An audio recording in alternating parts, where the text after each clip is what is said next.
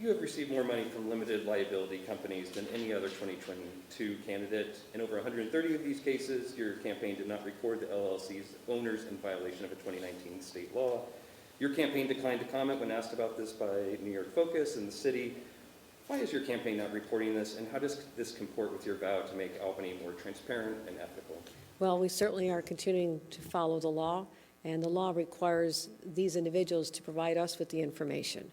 So this is something that we are focusing on, trying to get all that data collected from the LLCs. They need to provide this information to us, and we'll continue to follow the letter of the law, make sure that every bit of information that is required to be reported is reported.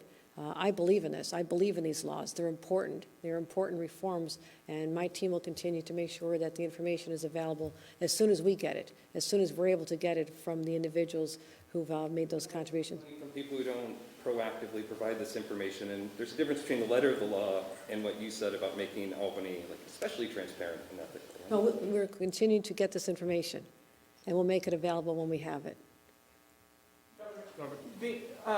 You recently reiterated your support for having workers return to the workplace, but there are many workers out there who are enjoying the convenience of remote work, and they would say, the economy is still humming here. So I'm curious why you support, why you think it's so important to have workers return to the physical workplace, and what you would say to those workers who enjoy the convenience.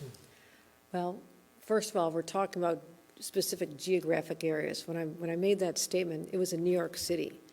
New York City is the economic engine for the entire state of New York. Our budget is healthy when New York City does well and people are working in the city.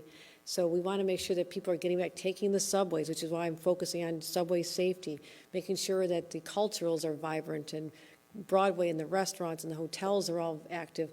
What we're seeing is fascinating, and Jan Oliver just spoke about this, that we're seeing off-peak activity go way off the charts in terms of ridership, meaning people will come into the city for entertainment at night, or they'll go to performances or arts and culture, see their friends on a weekend, but they still won't go into the office. So they're out there.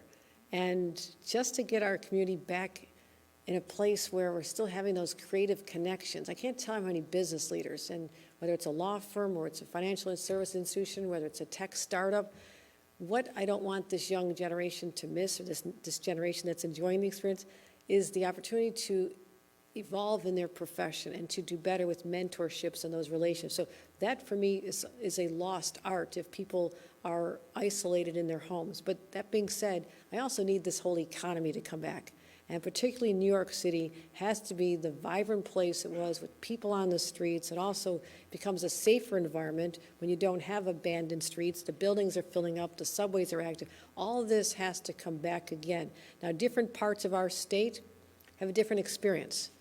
It may make sense for someone who has a long commute in the North Country to continue commuting remotely. So I was speaking to the New York City experience, to business leaders, and what it's going to take to bring back the New York City, Midtown in particular, economy. We have time for one more. Governor, on masks in schools,